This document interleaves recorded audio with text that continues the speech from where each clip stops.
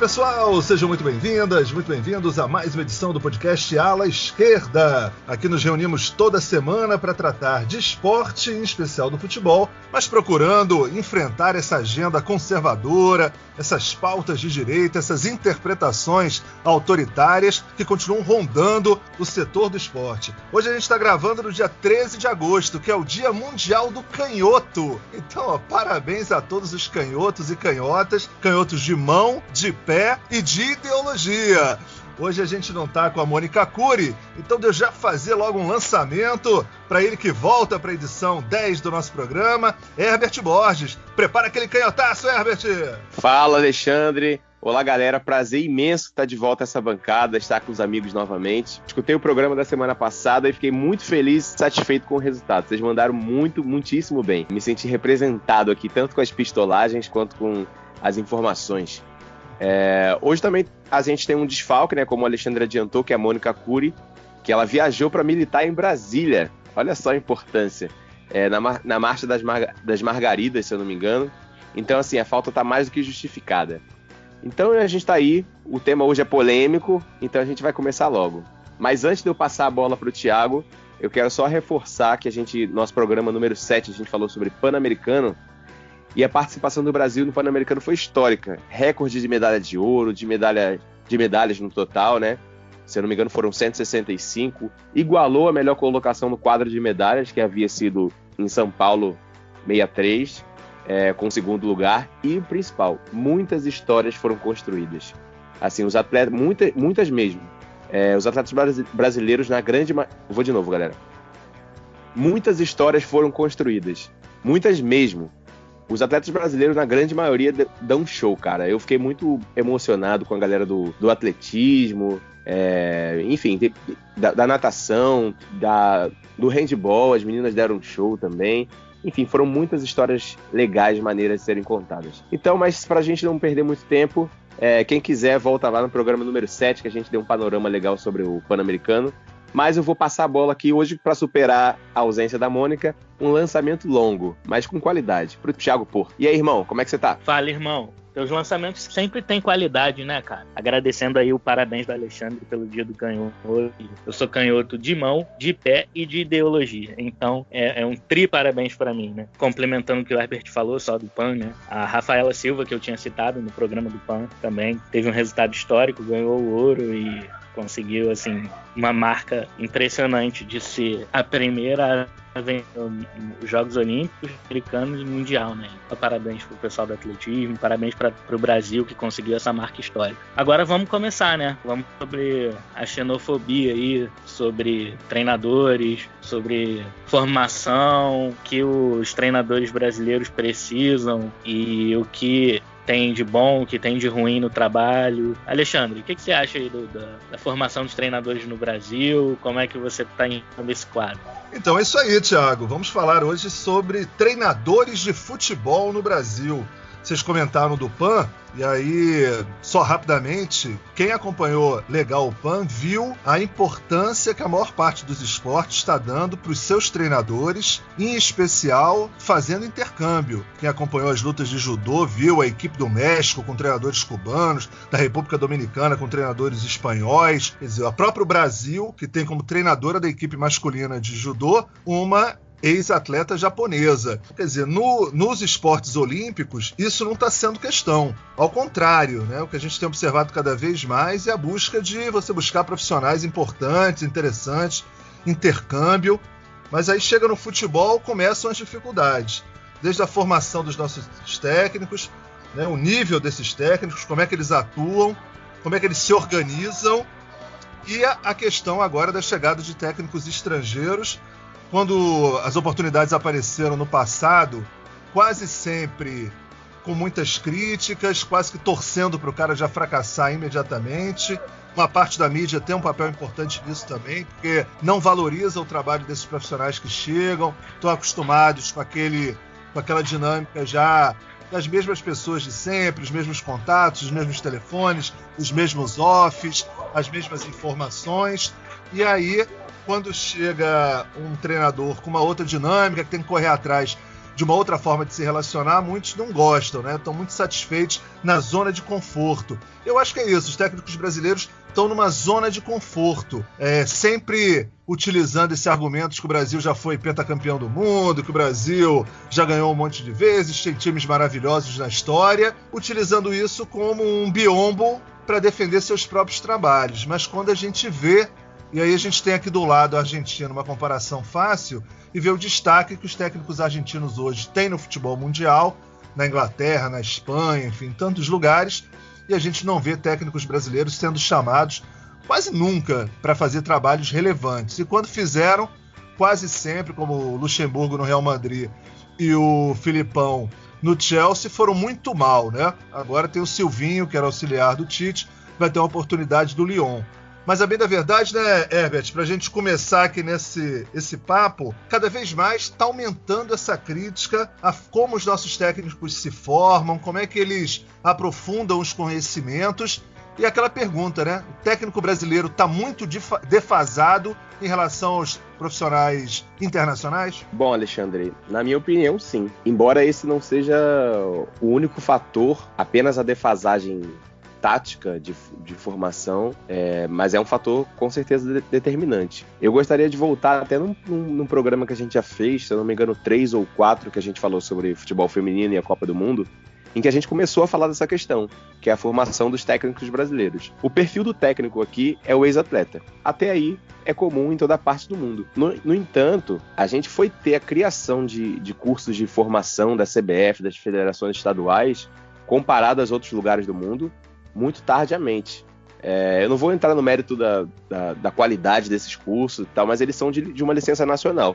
Então, nos países onde são exigidas as licenças internacionais de formação, as licenças da UEFA, as licenças da FIFA, os treinadores brasileiros eles não atuam. Por isso que a gente vê eles indo para outros mercados como China, Japão, principalmente esses dois, principalmente Japão, Índia, África do Sul. Sendo assim, eles só atuam nesses mercados, no mercado brasileiro e nos mercados que têm, digamos assim, uma menos importância. Não gosto desse termo, mas, enfim, vou usá-lo na falta de um melhor. Então isso explica um pouco do protecionismo com tons de xenofobia que eles têm no mercado brasileiro, quando esse mercado começa a ser habitado por técnicos estrangeiros. E um outro ponto que eu gostaria de destacar é que o Brasil ficou para trás do ponto de vista tático. Mas não só isso, o Brasil parou de revelar em grande escala a quantidade de craques que revelava antes.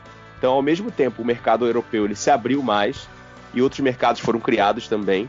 Sendo assim, apesar da qualidade ter diminuído, na minha opinião, do jogador brasileiro, o Brasil passou a exportar mais. Só a gente lembrar nos anos 90, nos anos 2000, a gente tinha aqui Marcelinho Carioca, Vampeta, Alex, Romário, Felipe, Juninho Pernambucano e tantos outros. E aí que mora o gargalo hoje. Hoje a gente não tem esses jogadores aqui. Então o que sobra pro treinador trabalhar? Jogadores com uma menor qualidade, mais uma vez na minha opinião, mas acho que isso é ponto pacífico. Mas é justamente nesse lugar, nessa falta de qualidade, que entra aí o espaço da formação tática, as novas ideias, a filosofia de jogo, a psicologia esportiva, ou seja, o trabalho do técnico. O trabalho do técnico deve acontecer aí. E aí que está o nosso gargalo, com essa formação deficitária que a gente tem, que a gente teve por muito tempo, profissionais fechados à formação continuada, é preciso dizer isso, não só no futebol, mas na sociedade. A gente está vivendo uma era de aversão à intelectualidade, né? Como o próprio Thiago já disse para mim várias vezes, o Brasil é um dos únicos lugares que intelectual virou ofensa, e também a cultura de resultados, né? A gente ficou nesse obscurantismo por muito tempo, até chegarem treinadores estrangeiros e até treinadores brasileiros de uma nova geração que estão incomodando bastante. Então, acho que são esses fatores, na minha opinião, que são mais determinantes, são mais preponderantes para essa nossa defasagem. Acho que não é só técnica, tem uma relação de mercado também, mas também essa aversão à intelectualidade, essa coisa do eu joguei futebol, então eu sei, o Brasil é o país do futebol, então aqui se pratica o melhor futebol do mundo, que, enfim, há muito tempo isso não é verdade, que o Campeonato Brasileiro é muito difícil. É difícil, com certeza, é muito nivelado, mas a qualidade técnica é baixa, então é nivelado por baixo. Então a gente entra em algumas falácias que viraram lugar comum, não só entre os treinadores, entre os torcedores, mas também entre a imprensa, parte da imprensa, né? Então, eu acho que essa defasagem existe, mas eu não acho que é por conta apenas da formação. Mas e aí, Thiago, o que você acha? Concordo contigo. Os treinadores brasileiros, principalmente os mais antigos, né, pararam no tempo não só taticamente, eles pararam no tempo historicamente, porque continuam com essas falácias, como você disse.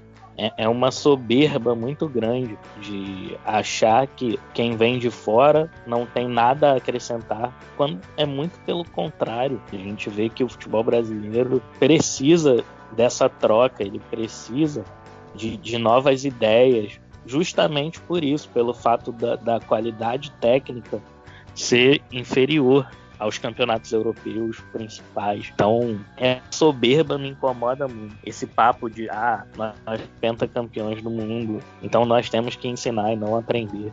Isso é de uma ignorância. As pessoas dizem que o campeonato brasileiro é o mais equilibrado, é o mais difícil do mundo. Nossa, eu tenho minhas dúvidas. Se você colocar o time do Cruzeiro, vamos citar um time aí que tá mais ou menos, se o time do Cruzeiro ganharia do Eibar, do Levante, e as pessoas aqui tratam como se o Cruzeiro fosse dar de 5-0, sabe? E porque estamos falando de times que lutam contra o rebaixamento na Espanha, ou poderia ser na Inglaterra, poderia ser na Alemanha, enfim. Eu acho que essa xenofobia tem sim uma origem, né, no mercado, porque o treinador brasileiro não consegue trabalhar fora, mas é principalmente pela soberba de achar que o futebol brasileiro tem que ensinar e não com as categorias de base e com a formação de jogadores e uma mudança no perfil, né? O futebol brasileiro está nesse atraso ainda de priorizar o físico, a correria e às vezes acaba deixando até um jogador mais técnico de lado na base porque ele não corre 10, 12 quilômetros durante o jogo. Dialogando com o que vocês estão trazendo, eu concordo. Agora, eu acho que também tem uma questão importante, pessimamente resolvida no futebol brasileiro, que é a questão dos dirigentes, né? O nível dos nossos dirigentes é horroroso também. A gente cansa de ver. Você deu o exemplo agora do Cruzeiro, né, Thiago? Se o Cruzeiro... Olha, o Cruzeiro do Mano, se fosse jogar com o Eibar, ia jogar pro 0-0, né? A gente já sabia que essa era a dinâmica, né? Mudou de técnico, agora vamos ver como é que vai ser. Mas a crise no Cruzeiro, que é uma crise institucional, mostra o nível dos seus dirigentes. É o atual senador do helicóptero de cocaína, é o atual envolvido em um monte de negociatas complicadas, com 1000 acusações sobre, inclusive, o uso de crianças da base em operações ilegais. Esse perfil... Você acha que esse dirigente também, ele quer dialogar com que perfil de profissional? Com quem que ele trabalha? Ele vai querer um técnico de bom nível, com uma boa formação, que questione dinâmicas que aconteçam no clube, enfim, que traga elementos ali que se confrontam, evidentemente, com essa lógica muito mal organizada do futebol brasileiro? Certamente não. Então os caras preferem trabalhar com um perfil claro de técnico.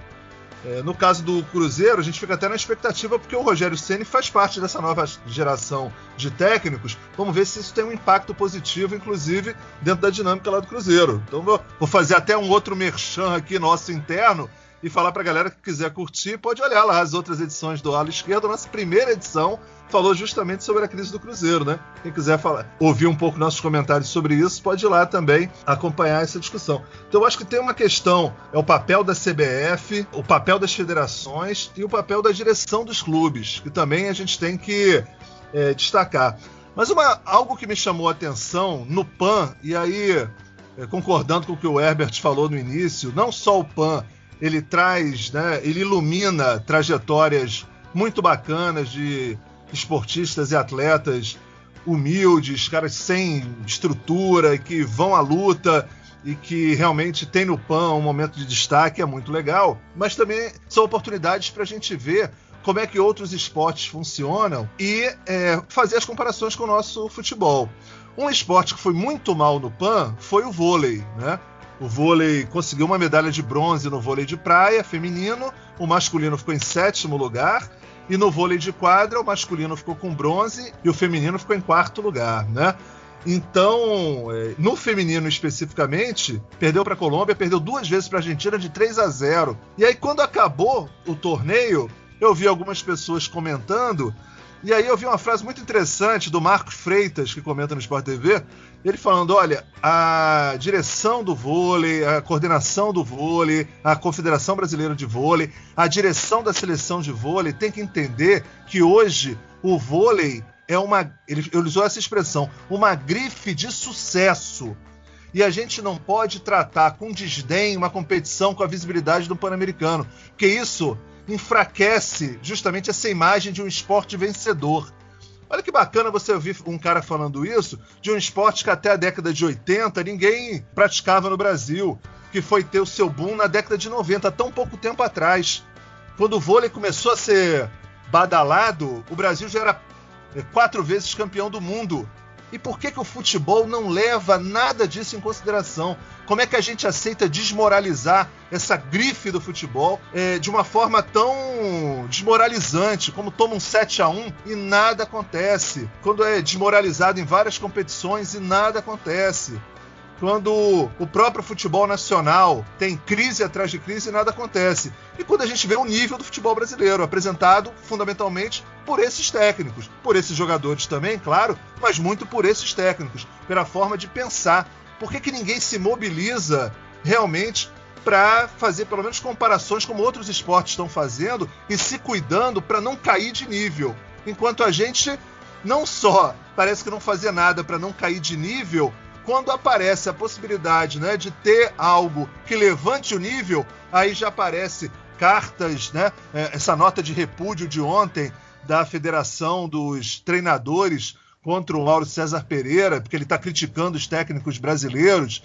Quer dizer, tudo isso mostra uma tentativa de blindar uma categoria em um momento fundamental do futebol brasileiro que a gente tinha que sacudir para melhorar. Pelo menos essa é a minha visão. Bom, eu concordo aí com a maior parte do seu discurso, Alexandre. Ou com quase toda. Eu acho também, cara, só pra a gente voltando a falar especificamente do futebol, eu acho que é uma profissão, né, a de treinador de futebol que, como todas as outras profissões do mundo, ela passa por mudanças. A gente tem novas exigências nessa função. Acho que hoje o treinador ele tem que entender um pouco mais de tudo, né? Entender, eu não falo só empiricamente, mas estudar mesmo sobre psicologia esportiva, né, para motivar seus jogadores, saber como tratar o grupo, né, gerenciamento de equipe, fisiologia do esporte para poder dialogar e trabalhar com os números e dados fornecidos pelo departamento de futebol. Acho que isso é importantíssimo, é fundamental, né? Entender também a filosofia e identidade do clube, onde ele está chegando, como aquele clube, a história daquele clube foi construída, não só a história futebolística, mas social mesmo, sabe? Até para ele construir a maneira de jogar, a maneira de apresentar o trabalho dele, até para ele fazer uma mudança num clube de futebol, a forma que se joga, a forma que se apresenta, a forma que dialoga com seu público, com seu torcedor, ele tem que entender a realidade de antes, até para ele fazer uma mudança. Então, isso cai num ponto que para mim é fundamental. O nível cultural do treinador de futebol, ele tem que ser mais elevado, né, para dialogar com o mundo externo. Afinal, o futebol ele fala diariamente com milhões de pessoas em centenas de países pelo mundo. Enfim, eu acho que é um novo perfil, são novos tempos. Então, quanto mais a gente demora para se adaptar, mais para trás se fica.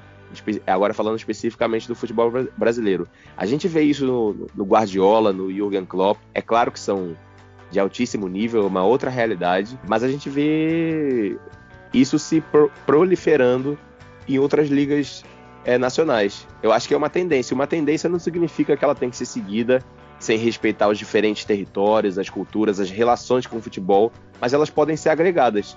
É muito melhor ficar nessa coisa chata do futebol raiz, de resultado, sem desenvoltura, sem alegria, sisudo, essa coisa de brigar com a imprensa, de tratar a imprensa como inimiga, essa coisa de quer espetáculo, vai pro teatro ou vai pro cinema, futebol a gente tem que ganhar. E eu acho que é por isso que o frescor que os novos técnicos trazem incomoda tanto. Eu acho que esse frescor acaba com a reserva de mercado. Então, basta a gente ver assim, as críticas que o Sampaoli anda recebendo, que o próprio Jorge Jesus já está recebendo também. O próprio Fernando Diniz, cara, com todas as críticas que a gente tem ao trabalho dele, mas ele tenta fazer um trabalho inovador, diferente, são totalmente desproporcionais, sabe? As críticas que ele sofre, por exemplo, as que Mano Menezes sofreu, as poucas críticas que ele sofreu, que ele merecia muito mais, né? Passou 3 anos no Cruzeiro e é inadmissível o Cruzeiro ainda tá jogando assim. Enfim, e para arrematar esse lance de cultura, para mim é algo que eu raramente vi no futebol brasileiro. Eu acho que foram em alguns momentos só na minha vida acompanhando o esporte. Eu acho que os jogadores, eles não são estimulados pelos técnicos a melhorarem o seu desempenho, sabe? Eu vejo isso, por exemplo, eu vou fazer um paralelo aqui, traçar um paralelo, é outro esporte, é outra realidade, mas, por exemplo, a NBA. Você vê o tempo inteiro um LeBron James, um Kawhi Leonard, enfim, vários caras que são medalhões, falando sempre em melhorar o seu jogo, sabe? Criar um drible diferente, criar uma jogada ensaiada, aprender a chutar com a perna não dominante. Agora eu tô falando de futebol, de novo, não mais de basquete. Cabecear, melhorar nos fundamentos de maneira geral. Eu acho que o jogador, quando chega no profissional, ele tem um certo acomodamento, digamos assim, de, eu sou profissional, então eu não preciso mais treinar, e não é estimulado pelos técnicos. Então eu vejo muito isso, por exemplo, no trabalho do Barroca no Botafogo, eu vejo no trabalho do Sampaoli, jogadores que estavam mal e começaram a jogar de uma maneira diferente, foram colocados em posições diferentes, foram testados em posições e funções diferentes. Eu acho que isso só tende a melhorar no futebol, cara. Só tende a melhorar a qualidade do futebol praticado. Sabe? Você estimular o seu jogador a ele melhorar como atleta. Eu acho que ele melhorando como atleta, ele vai ter encaixes em outros times, em outras ligas. Só tem a melhorar a carreira dele. E eu não vejo isso. Eu acho que é uma cultura que também precisa mudar, e eu espero que mude com essa nova geração de treinadores brasileiros, e também com esse intercâmbio com jogadores com treinadores internacionais. Eu acho que a gente está começando a trilhar um caminho de mudança que só aconteceu porque se tornou inevitável, como os exemplos que você trouxe, Alexandre, de 7-1, de vergonha, de Santos tomando de 4-0 na final do Mundial. Mas enfim, acho que o futebol brasileiro se tornou inevitável a mudança. Mas a gente, como toda mudança, a gente vai ter gente protegendo o mercado. E aí, Thiago? É isso mesmo, Herbert, é isso mesmo. Como você bem falou no começo, a tentativa de uma nova da formação de novos profissionais, isso foi implementado no Brasil muito recentemente. Muito atrasado em relação à Europa, até em relação à Argentina. A gente vê que os técnicos argentinos se destacam no mercado internacional. Mas é aquilo que você falou, a mudança ela vem, ela já está acontecendo gradativamente. Já surgiram aí alguns novos profissionais, como Fernando Diniz, que você citou, o Eduardo Barroca faz um trabalho muito legal no Botafogo, e tem outros profissionais novos que estão aí chegando com outras visões, e a gente também está se abrindo um pouco para o mercado, mesmo com todo esse protecionismo, com toda essa xenofobia. A gente está começando a se abrir. É inadmissível você ver um cara como o Vanderlei Luxemburgo, que não ganha nada há sei lá quantos anos, falar que o Sampaoli, líder do brasileiro, não traz nada de novo ao futebol brasileiro. É surreal isso. Agora, o que não está começando, o que não está nem perto de ser uma perspectiva, é a mudança nos dirigentes, como o Alexandre falou. E eu acho que é a mudança que a gente tem que ter no futebol brasileiro. Essa corja, sempre os mesmos nomes, sempre os mesmos políticos do esporte que dominam, os mesmos corruptos que fazem o que querem do futebol e nada muda, mesmo depois do 7-1, da maior vergonha da história, mesmo com o Ricardo Teixeira preso, José Maria Marim e outros nomes ligados ao futebol envolvidos em escândalos, e mesmo assim nada muda. A CBF continua a mesma vergonha, as federações continuam a mesma vergonha, presidentes de também continuam os mesmos canalhas se alternando no poder. Então, assim, não adianta propor inovações na beira do gramado se no comando não acontece nada. Enquanto não houver uma mudança de dirigente, enquanto não aparecerem nomes que sejam honestos, que sejam bem intencionados, que tenham uma visão diferente, não de clube-empresa, mas que entendam que os clubes de futebol são patrimônios do povo brasileiro e de suas torcidas. Enquanto não acontecer essa mudança, podem até aparecer alguns técnicos novos com trabalhos interessantes, mas o futebol brasileiro não vai avançar, não vai voltar a viver os tempos de glória que teve e vai continuar muito atrás da Europa. Em relação à formação de novos profissionais, é ótimo ver esses profissionais ganhando oportunidades nos clubes, mas também tem que ser feito um trabalho para que esses novos profissionais consigam trabalhar fora do país também, porque isso estimula mais ainda o crescimento do nível técnico e tático do nosso futebol, essa troca. Já imaginou um técnico brasileiro treinando o Manchester United, um técnico espanhol treinando Fogo, por exemplo? E, assim, essa troca que acontece na Europa iria acrescentar muito pra gente.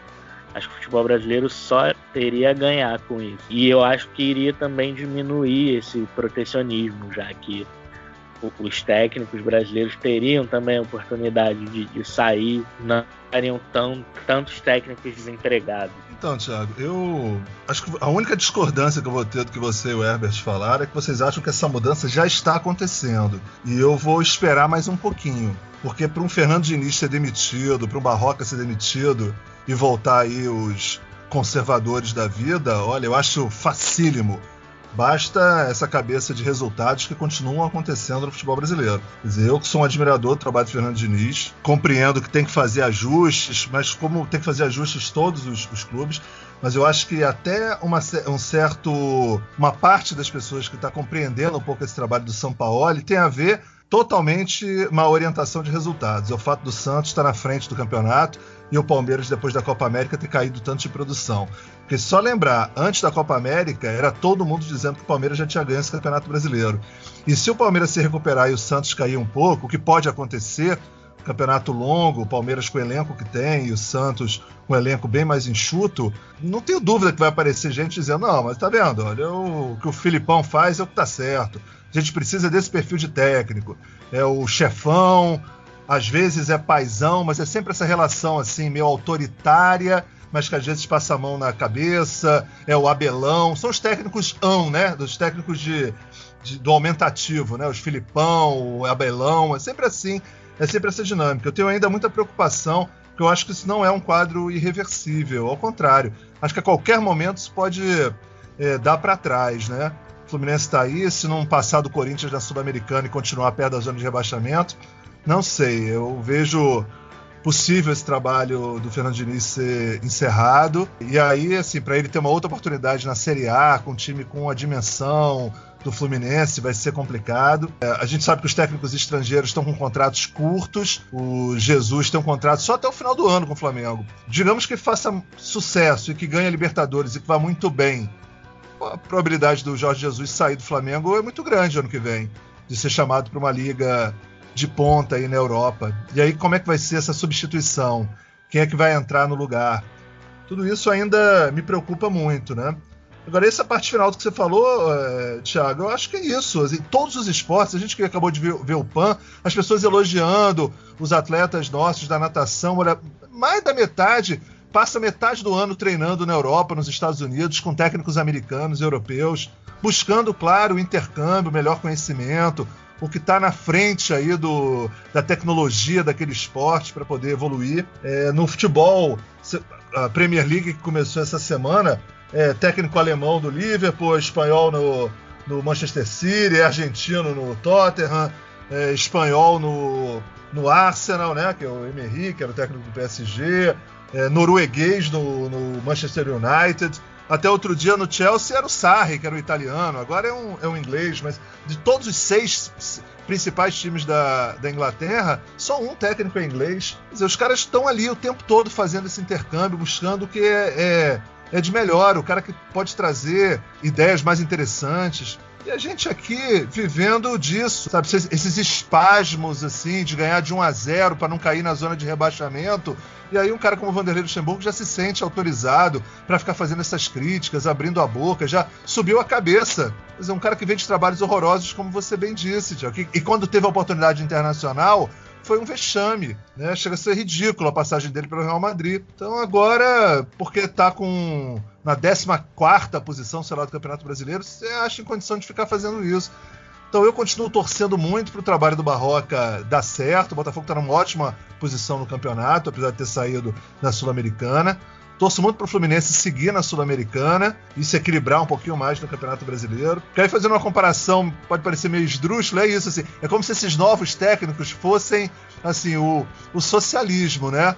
Assim, basta qualquer coisinha que é visto como não dá certo, isso não funciona, o fim não dá certo. Aí os outros técnicos mais conservadores é como se fosse o capitalismo, né? Os caras podem errar o tempo todo, fazerem coisas absurdas, nada funcionar, mas sempre... Não, mas espera aí, ó, ganhou uma vez não sei aonde, pode ser que dê a volta por cima, é melhor esses caras, vamos trabalhar com o que a gente sabe, é isso, o futebol não é espetáculo, que é espetáculo vai pro circo. Enfim, é isso, é uma dificuldade de mudar de mentalidade, de virar a chave, é muito difícil. Então eu torço também pra gente estar se encaminhando para uma mudança, mas eu ainda não cravaria que essa mudança está acontecendo, não. Eu acho que ainda precisamos de mais trabalhos nessa direção para as coisas avançarem. Eu gosto muito de uma frase do Fernando Diniz, que ele disse, num desses jogos aí que o Fluminense perdeu de 2-1, mas que teve 20 conclusões a gol, não conseguiu fazer. Só lembrando, né, o Fluminense é o time que perdeu o Luciano, tá para perder o Johnny Gonzalez, enfim, é um time que tem que se reconstruir a cada partida, toda hora. E o Fernando Diniz falou assim, olha, eu acho que a gente está no caminho certo, a gente tem que continuar trabalhando, que uma hora o resultado vai aparecer. Eu acho que é isso tem a ver um pouco com esse trabalho de mudança de mentalidade, é seguir numa direção, trabalhando, e esses resultados vão aparecer. Agora, querer que o resultado apareça antes de uma mudança de pensamento, antes de uma mudança na qualificação do jogador de futebol, na melhoria da sua capacidade de jogo, isso que o Herbert falou, fundamental. Em todos os outros esportes, o cara está procurando o tempo todo melhorar. Aqui a gente até hoje tem que ficar ouvindo comentários como o cara é atacante, ele não sabe marcar. Pelo amor de Deus, é impossível. Deixa esse cara ali na frente, porque se ele voltar aqui para trás do meio de campo, ele não sabe o que fazer. Você não sabe o que fazer, ele está no esporte errado, cara. O cara tem que aprender. Não é possível que ele ache que só tem uma função que ele tem que exercer durante o jogo. Ele tem muitas funções que ele tem que exercer. E, infelizmente, essa mentalidade é por conta da dinâmica que a gente tem hoje. Precisa fazer um esforço grande para conseguir mudar. Alexandre, eu vou comentar duas coisas. Você tocou no nome do Sarri, que foi treinador do Chelsea e agora é treinador da Juventus. Inclusive, sofreu lá com os protestos da torcida do Napoli, time que ele era, né, muito identificado. Mas o Sarri, ele tem uma história curiosa, que ele trabalhava num banco, cara. Eu acho que ele era analista de sistemas de um banco, alguma coisa assim. E ele também me lembrou o Ariel Holan, que vocês não devem gostar muito dele, né? Que foi treinador do Independiente, que foi campeão da Sul-Americana em cima do Flamengo.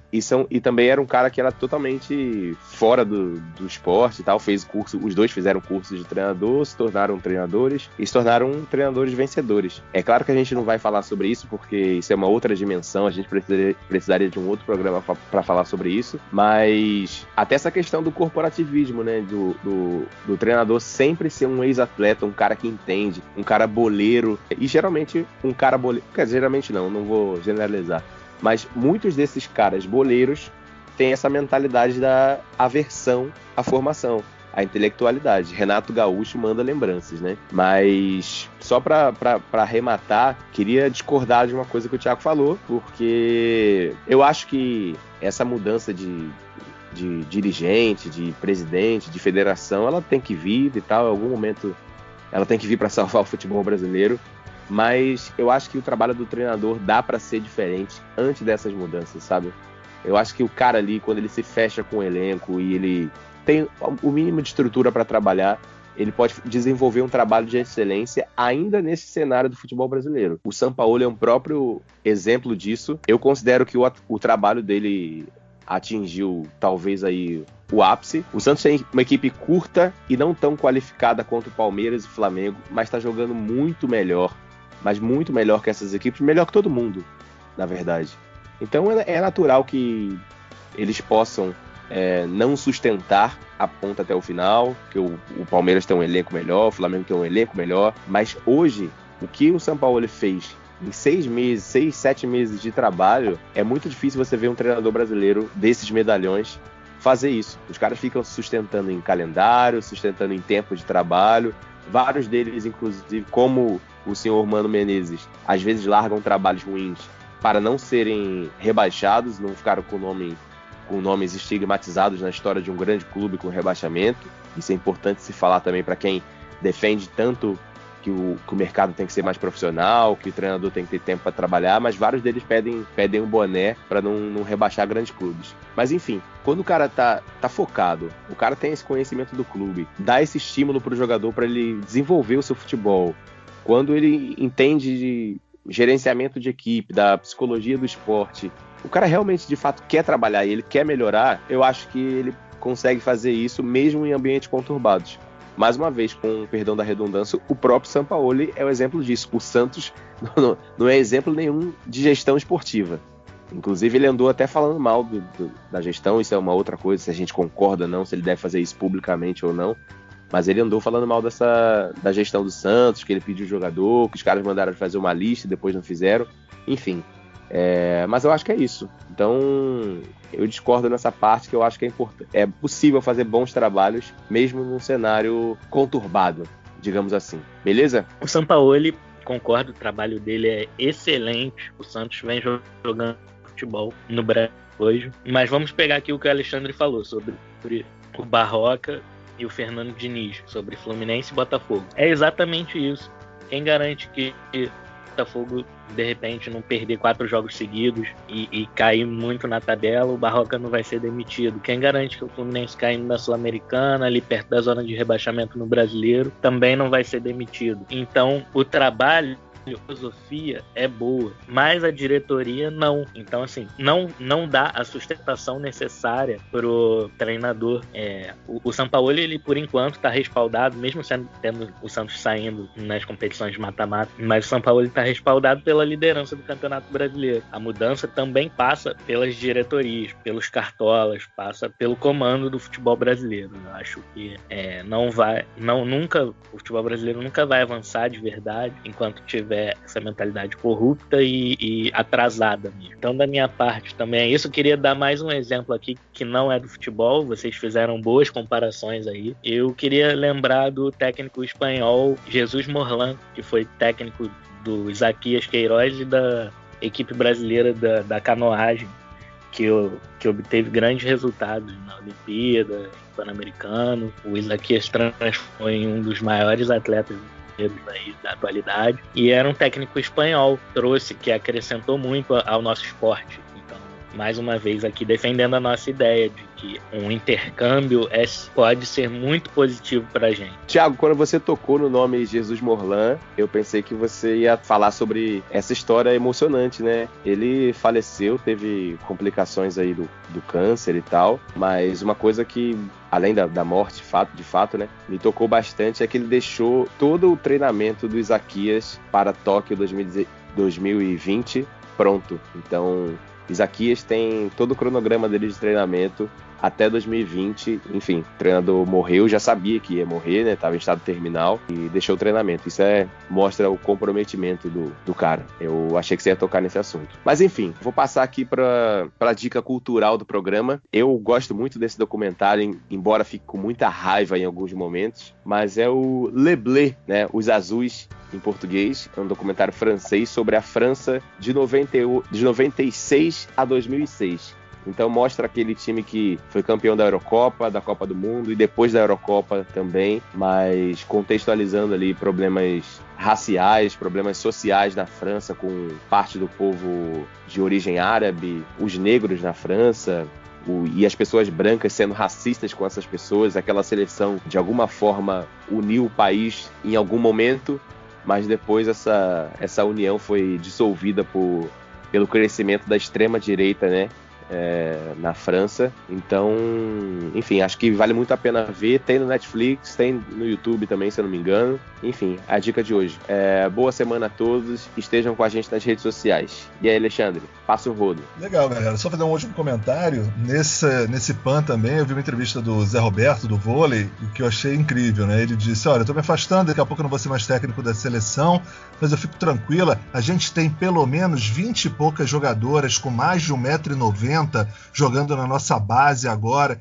Quer dizer, o cara já está projetando o que vai ser a Olimpíada de 2024, 2028. Quer dizer, um trabalho integrado entre as bases, uma coisa que é da base como principal. É fundamental, que a gente está tão longe de caminhar, né? Então, nos comentários finais sobre a questão do dirigente e do técnico, eu também, né, torcer para que essa nova geração de técnicos ela não acabe assim, mostrando que era apenas um fogo de palha, né? A gente tinha muita expectativa também no trabalho do Zé Ricardo, do Alberto Valentim, que poderiam, em algum momento, fazer uma coisa diferente, e foram técnicos que depois, enfim, eram técnicos jovens com a mentalidade antiga, né? Então que esses novos resistam, continuem aí insistindo numa dinâmica diferente, que o futebol precisa demais, o futebol brasileiro precisa desesperadamente, e torcer também para a gente acabar com essa xenofobia, em especial no nosso continente, conseguir fazer uma parceria melhor com técnicos argentinos, trazer técnicos argentinos. A gente está trazendo muito jogador argentino, por que não trazer técnicos argentinos? Isso é muito importante.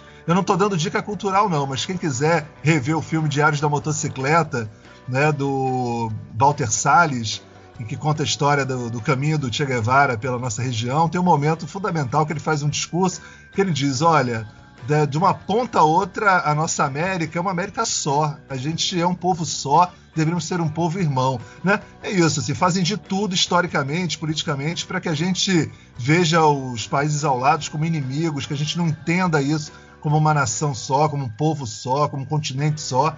Então isso acaba reverberando em xenofobias inacreditáveis e algumas formas de competição que não tem muito a ver.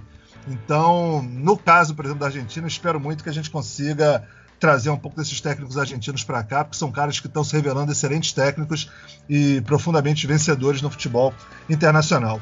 Então é isso, galera. Temos o programa. O 10º episódio do Ala Esquerda fica por aqui. E você pode encontrar a gente no YouTube, também no Facebook, pelo SoundCloud, pelo Spotify, seu agregador de podcast, e claro, pelo Twitter, @alaesquerda7, e também pelo nosso Instagram, ala_esquerda7. Vamos nessa, galera? Vamos lá, e Zé Roberto é muito melhor que Bernardinho. Tchau, tchau. Viva o Sal! Valeu, gente. Até semana que vem.